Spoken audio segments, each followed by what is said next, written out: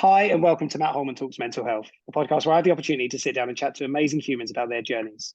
Today, and for this series, we're talking about neurodiversity. So I welcome to this conversation today, Lucy Wilson. Welcome, Lucy. Hello. Hi, lovely to see you. As always, just a very brief introduction from me, and then I'll let you explain who you are and what you're going to talk about. This series has been created to recognise the importance of neurodiversity and to celebrate neurodiversity in many ways. Lucy and I know each other through social media. We also live very close to each other, which is incredible. And I love people that live quite close, of course. And just wanted to get into a conversation very quickly about the journey that Lucy's been on around neurodiversity. So Lucy, do you want to just give us a very quick insight into the topic you're going to cover and what you're going to talk about? Yeah, so my journey's only been going a few years really. So I'm the mum of a little boy, Bertie, who has autism. And before this, I didn't really know a lot about autism, or not that much about neurodiversity really at all. But it's been quite a journey. He's now 3.5, but he also has a developmental delay. So although he's 3.5, really he's still sort of like a 1-year-old really, and he's pre-verbal, and so it's quite full on. He's very, very happy, but we've got a lot of things to sort of learn about to try and help him. So I mean, the first sort of signs that we had that he was different, so background, we've got a 6-year-old son as well who was neurotypical, and he did everything really fast, and I was one of those annoying parents that were like, oh, look at all the great things that he can say, he can do this, he can do that. And then when you have a second child, even if you don't want to, you're always looking at them and their progression against that first child, and all the way through, we were like, this, he's not meeting any milestones, he's not doing anything. And we also noticed he's not really looking at us. He doesn't, you're always just looking at each other. He just didn't even really want to look at us, and he wouldn't make eye contact with people. And so obviously that was quite a giveaway at first, but then for a long time as a parent, well, you don't really want to hear it. And because of course we went through COVID, so for a long time we just thought, well, he's had no socialization, we've been stuck at home for a long time, it's to do with COVID. And then as we came out of COVID, very quickly saw that even when I tried to take him along to sort of groups that I took my first child to, baby and toddler groups and things that would be appropriate, he couldn't stand. And he'd get very, very upset straight away and just try and get out of the room. And so he would cry, or if the days when he didn't do things like that, then he would go up to strangers to be picked up. And so he would go up to other women as if he didn't distinguish me from them, which was also obviously quite scary. So we've been on quite a journey. We've been very lucky to be supported by, we got quite an early review by a paediatrician, because I took him to the doctors. People said, why don't you try and test his hearing, see if his hearing is having an impact on why he's not communicating with you. And straight away the doctor said, we're going to send you off to the paediatrician, because she would, you try calling his name, he wouldn't turn around, he wouldn't flinch, he wouldn't do anything, and she was slamming the door in her office, and he didn't even look, he didn't even notice. So we went off to the paediatrician. We were there for an hour and a half. I was quite nervous about going to see the paediatrician, because I felt, and I think probably a lot of parents do, and mothers, we have this guilt. And so there was the thing of thinking, I've broken him, I've done something wrong. I really, really struggled with my mental health over COVID, stuck at home with the 2 children. A lot of my time went to my eldest son, who was much more verbal. He was demanding, and when Bertie was born, he was 3, and he did not like being stuck at home with us with a baby. And so I felt like, well, I've done something wrong with Bertie. And then you obviously trying to fix him, trying to think that, and it didn't work. Yeah. Think would work. So, but going to the paediatrician, she did a massive review of him and just said, yeah, he's really, really far behind. He's definitely far behind. He's got severe communication delay and severe developmental delay. And so in a way, it was sort of getting that made me feel better, because you think, well, we're not making it up, we're not imagining it. But then at the same time, we were put on lots of waiting lists for support, but then that's it. And then sort of just left with it of, right, what do I do now? And so I'd, tried so many different things to interact with him and engage with him, and he just didn't want to do it. And so it was very stressful. And then in the end, you just sort of let him get on with what he wants to do and playing, and he doesn't play. And even now he's 3.5, he's only just starting to learn to play. And that's because we've had interventions. So I am very, very lucky that one of my really good friends is an ABA therapist, which is a consultant. So applied behavioural analysis. And we've just started, she ran a support group. So one of the things that saved me, I think, really, really helped us was going to this support group and meeting other parents and understanding, you know, what I'm trying to do hasn't broken him. or the experiences that we have. I've not broken him. He's not broken, for starters. His brain just works differently. And it's not for me to fix him. It's for me to be able to help him on his journey and put things in place to help him develop in the way that he can develop, because he's definitely not broken. But as a parent, you always want to fix things. You want to fix everything for your children. So it's been a long period of coming to terms with the fact that that's not how this is going to work, and the fact that I can put things in place. So we're really lucky, as I said, through this support group, which is just amazing to speak to other people who understand, because I have loads of lovely mummy friends, but their children don't go through the same things. And when your child is different, you take them places, and he would just trash things. And he will go somewhere and you can't sit down and chat. So when I, would go to coffee mornings with my eldest son, all the children would just go off and play, and we would just chat. And then having a child that you can't do that with, it makes things more stressful. And so when you go out to places, you've got to be constantly watching him. He doesn't walk like an average child would. He won't walk. So he has to be in it. Now we have to have a special needs buggy, and he doesn't want to get out and walk. And if we try, then it's really difficult. So there's just so many elements of life that you're constantly on a learning curve, and everything's constantly changing, and you're constantly having to try and help, but you don't necessarily know what you're doing. And I know that that's the same for everything with children, but I think when your child is so different to everybody else's children, it just adds on another layer and another element of stress. And then having to try, it sounds silly, but from an administration point of view, there is so much more time that you have to try and put in to normal life for your child. So trying to get the support, trying to get, I'm on the stage now where he doesn't sleep very well. So he's up and down a lot in the night, and he can be awake for hours and hours, and he's very happy, but he's jumping up and down. And so he's not safe. And we're having to try now to get a special needs bed. And then because he's still in a cot, so we've never brought him out of the cot, but he's massive now, and it's just not feasible. So then I look, right, we need to get a home visit from an occupational therapist, but then you call up and they say, well, you've got to do a 9-page form, and then it's an 18-week wait to be assessed. And then I think, right, if we do the maths on that, and then we add on the time to even look into them assessing it and everything after that, it's probably looking at like another 6 months. But he's not got 6 months, because he's already going to be able to get out of that cot, and it's not safe. So it's just all these extra things, and you're constantly think about it.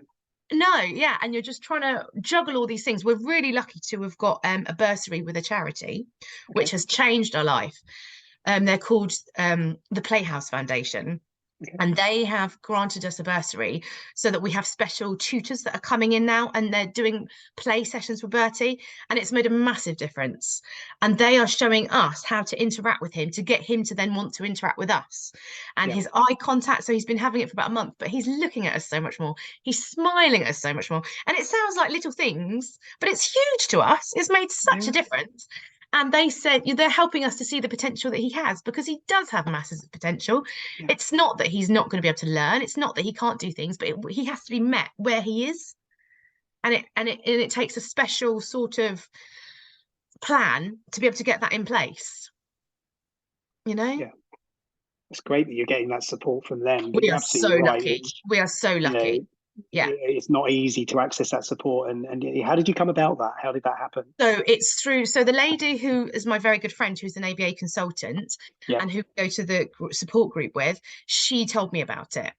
And then we had to apply to them, and we had to go through a process assessment and home visits, and then looking to see whether he would be eligible, whether we're eligible for it financially, and everything. We were just really lucky that everything came together.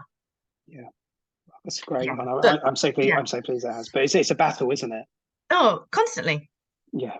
And it's Yeah. and do you feel that that's a battle that many others are going through from your experience? And you know, you're Yeah, talking to this support group. You've got this support group. What's the common sort of everybody does. Everybody challenges? does. Yeah. And the thing is, as well, I feel like people don't even know what's out there for them. And you Yeah, have, at every so stage, true. you're like, oh, I find out something else now. I find out something else. But the thing is, and then I hear about the ABA support that we're getting in other Yeah, countries, that's just given to people. So I really. think if you're in America, I think you just get it through insurance. I know we don't have insurance here, but Yeah, I've heard that if you're in Ireland and your child is neurodiverse, you need support, then they just get, you just get so many hours a week or so many hours a month. And I was really, I mean, we got put on all these waiting lists for everything.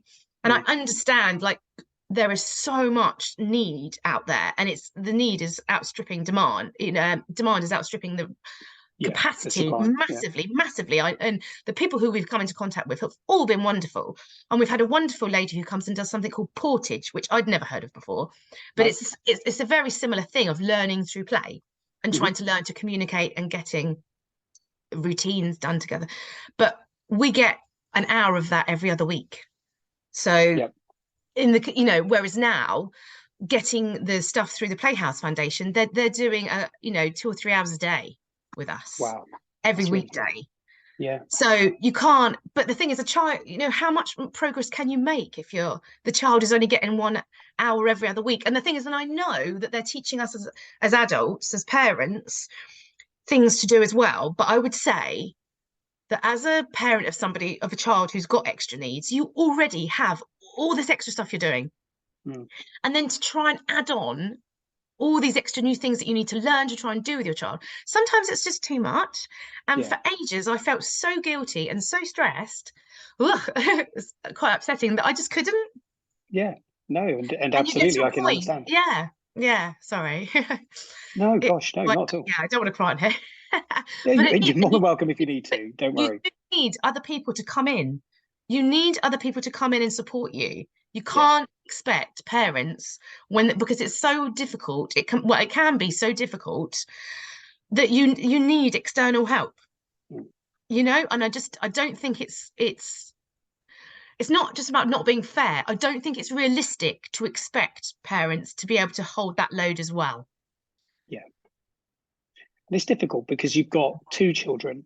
Yeah, And I, yeah, you know, I'm saying it's difficult because you've got two children, but you've got a child, an elder child who yeah, also needs your support and your time and your energy as well, right? yeah, yeah, Albeit yeah. you're no doubt consumed a lot by Bertie and his needs and everything Absolutely, else. exactly. Yeah, and he has to make allowances and understand. So Yeah, a lot of the it's things that difficult. we do at the weekend, not everything that we would do with Sebastian would be suitable for Bertie. So Sebastian is missing Yeah, out. And like my husband's saying, at some point, you know, we can't always do things. And I know that families have to do different things and split up and do yeah, different stuff, but we would normally want to do stuff together and go and yeah, of do course. things as a group. But that's sometimes means that Sebastian has to miss out, or Sebastian just has to understand, well, we've got to deal with Bertie, we've got to stop, we've got, you know, and things, because we're very lucky that he doesn't get too overwhelmed, but there has been lots of times where you go out where he's just starts crying, and Yeah, he can't talk to us, he can't tell us what's the matter, and he could cry. There was one time when we went out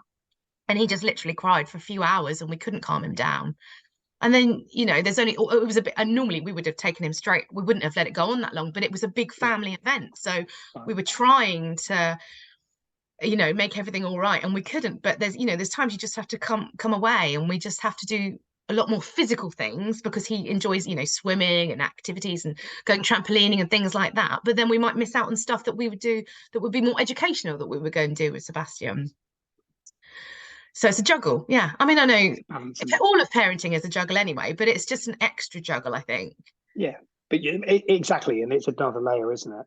Mm. It's not like a straight thought of this is simple to do, and it's you've got to, like you say, there's a lot of administration around it in Oh, there's terms of loads. planning, preparing, you know, and also Yeah, there's the administration of helping others to understand what's really going on. yeah, yeah, And how and have you it's found hard. that? Yeah, it's hard to explain it to people, really. And a lot of the time, a lot of my friends and my mummy friends, you know, they're close and they see us. But my husband's friends, you know, we went out recently with them, and then to all go out for the day, then they can see what it's like, because it's very hard, somebody who's never met Bertie, to really understand what Bertie's like. Yeah, So you have to sort of like see him in action to sort of understand. And even like going Yeah. to, when my husband went to his sister's house one day, they really understood how exhausting it is trying to stop him from breaking things and keeping him safe. Because in our house, we've had to, I'm looking now, I can see my bookshelf, you know, up the only layer of the bookshelf you can see is the top, because all of the rest of it has had to be cardboarded over, because Right. he pulls all the books out and rips them. But the main point is that he's trying to climb the bookshelf. And he does all these different things that are dangerous. And so if you go to someone else's house, you spend your entire time following him around, trying to Yeah. stop him Yeah. from trashing everything, but also hurting himself. So it's quite difficult Yeah. to explain, and you can't just go and do things in a way that you would do, like when we just had Sebastian. We just go places, we do stuff. We wouldn't have to put that thought in Yeah. before we were going about what we were doing. Whereas now it's like doing it's like being at work and having to do an assessment, you know, like you're going to do an event or something, and you have to do your health and safety and your checklists and things like that. It's a bit like that, but on a constant day-to-day basis of everything that you're doing. Wow. That's a lot. It That's a is. lot. And how do you look after yourself, Lucy? Oh Because God. obviously Yeah. you're an absolute, you know, you're such an important part of Bertie's life, and you know, Mm, and that no doubt drains a lot of your emotional and your husband's emotional and yeah. physical energy as well, you know, So protecting him and supporting him. How do you look after you? yeah, it's exercise and going Good. outdoors. So I'm massively, as you know, I've my business is all about well-being and mental health, Yeah. especially for mums. And yeah, I just spend as much time as I can outdoors, running, walking, being in nature. I'm really lucky to live in a beautiful village. And so spending time outside is massive. And I would say that I've not spent enough time with people because I've been growing my own business and I've Yeah. spent loads of time working. And I think that the balance hasn't, and it's silly because a lot of people do this. You're working on a business to try and help people's mental health, but then you work too hard and you sacrifice your own mental Sacrificing. health. Yep. Yeah. So, for Yep. example, this Friday, I'm seeing some of my mum friends. Friday morning, when I would normally work, I said, no, I'm just going to go and see my friends. Good. Good. And so I'm being more considered about it, Yeah. definitely, And about seeing people and trying to, and I've also signed up to the talking service. You know, it's called iTalk as well, because okay. I Yep. think that's and that's purely really to talk about Bertie and to Yeah. sort of have a space that I can go and talk, because I don't always want to be talking about it with people. I Sure. don't want to always have to offload, and like my friend said, oh no, of course you can talk about it with us, but I just sometimes want to have fun when I see Yeah. them. I don't want to be Yeah. talking constantly about Oh my negatives. God.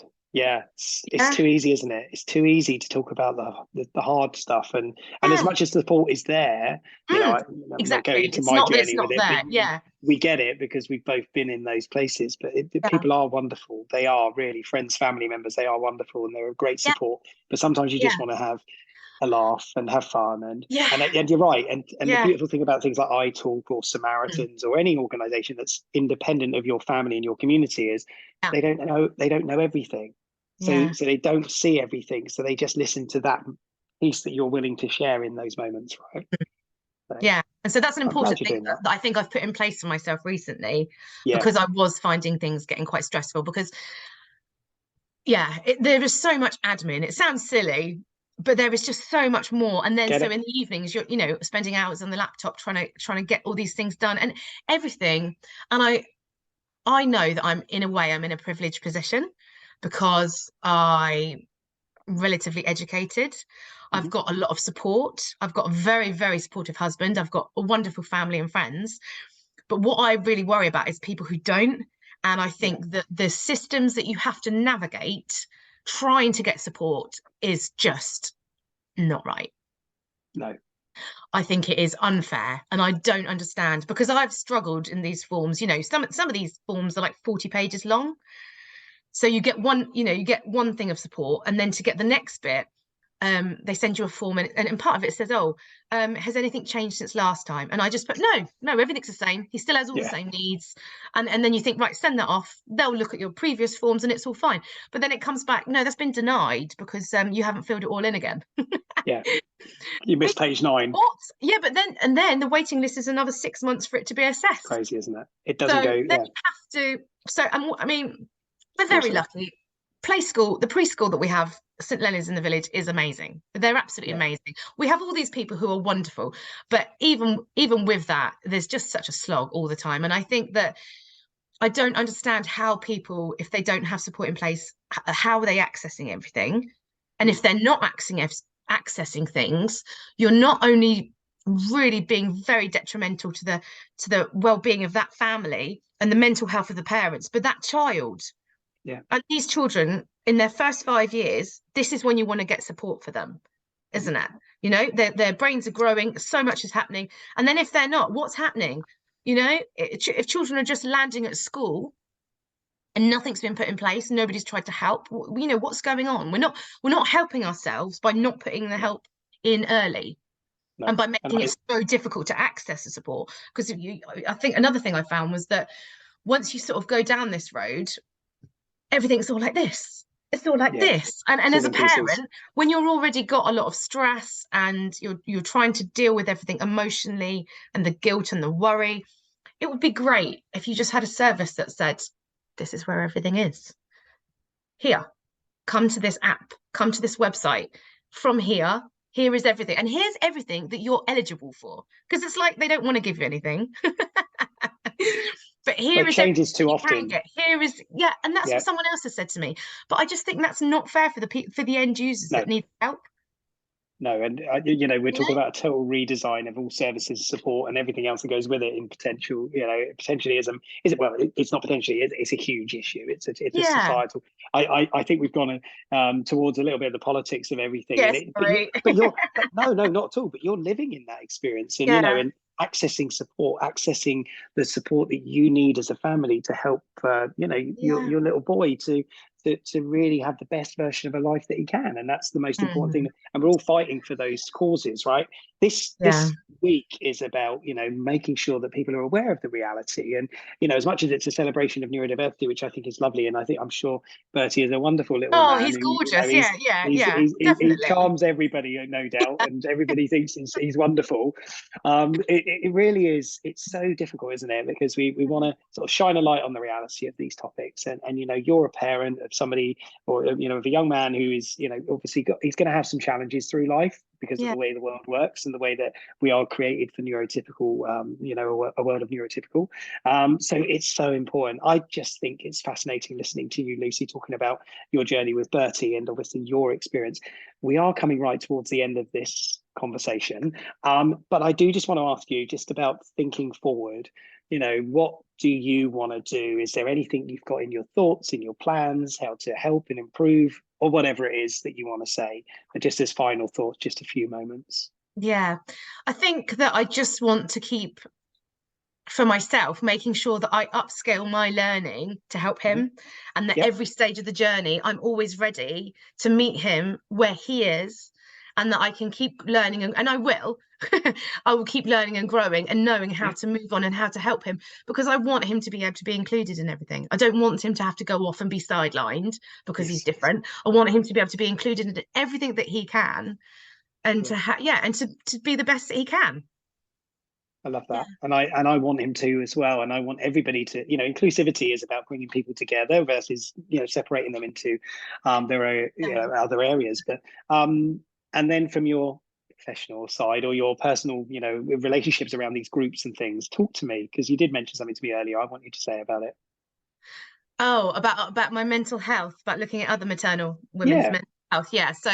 So my business, my startup Shine Strong Revolution, is all about wellbeing classes for mums who might have struggled with their mental health when they become mums, or you know, when they're pregnant or after pregnancy.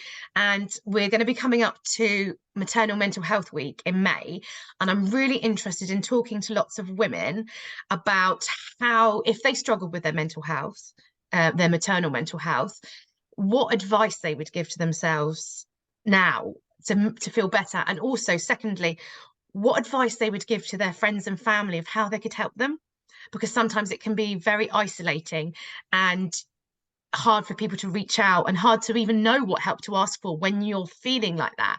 And so having a step back, you know, what would have helped you at that time? Because I'm really interested in collecting lots of stories to try and put them out there to help people who could be suffering now. Brilliant. I love that. And I'm absolutely endorse and embrace those thoughts. And I will help to share and support you with that as well, Lucy, as much as we can, of course. But listen, it's been wonderful to catch up, to chat with you, to hear your story, to hear about Bertie and you know, the work that you're doing. Thank Obviously, you. you're investing a lot of yourself and your energy in supporting him, and you will do. And that's what we do as parents, of course. But it's been fascinating to hear your perspective. So thank you so much, Lucy. Thank you. I wish you, your family, and all the community that you're working with all the very best as well. So take care and look after Thank yourself. you. Thanks very Thank you. much. Thank You're you. welcome.